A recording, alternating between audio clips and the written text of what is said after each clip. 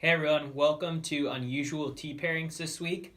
This week I am having a Costco hot dog with mustard and relish, and I am pairing it with a Raspberry Oolong tea. It's our Emerald City tea blend.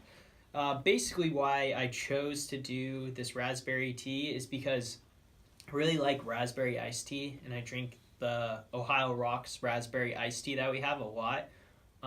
And I really like it with the hot dog for some reason. Tastes really well. But I decided that, iced tea goes well with a lot of things. So I'll try to mix it up and see how it pairs with an oolong. And oolongs do really well with kind of meat. And so raspberry oolong, I already know the raspberry tastes good with the hot dog. So let's see how these two do together. Before we get started though, a little quick history about the hot dog. So the hot dog first started appearing in like ballparks because it's baseball season. That's why we chose a hot dog. And they really first started appearing in like Major League Baseball parks across the country in 1893. And the first place to have them was the St. Louis Browns. So they were a Major League Baseball team at the time, and the owner, Chris Vaughn, started carrying, it was basically German sausage and bread, and that's how these kind of became popular at baseball parks around the country because they're easy to sell, quick to make, people could carry them around the park, so they kind of caught on very quickly. And the owner of the St. Louis Browns, he was German.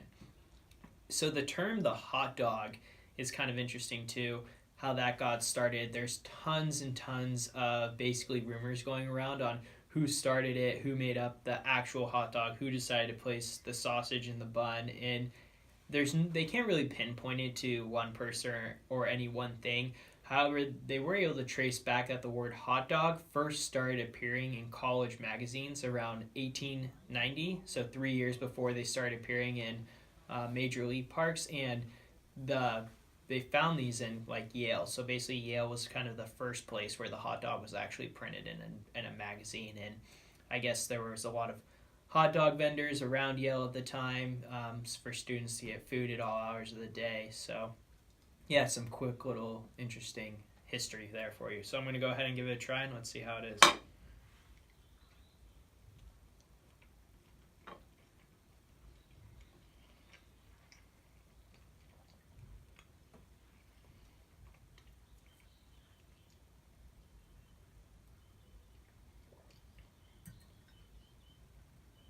I mean, it goes well together. If you're in the mood for hot tea and a hot dog, this definitely works. I mean, it's just as good as the iced tea.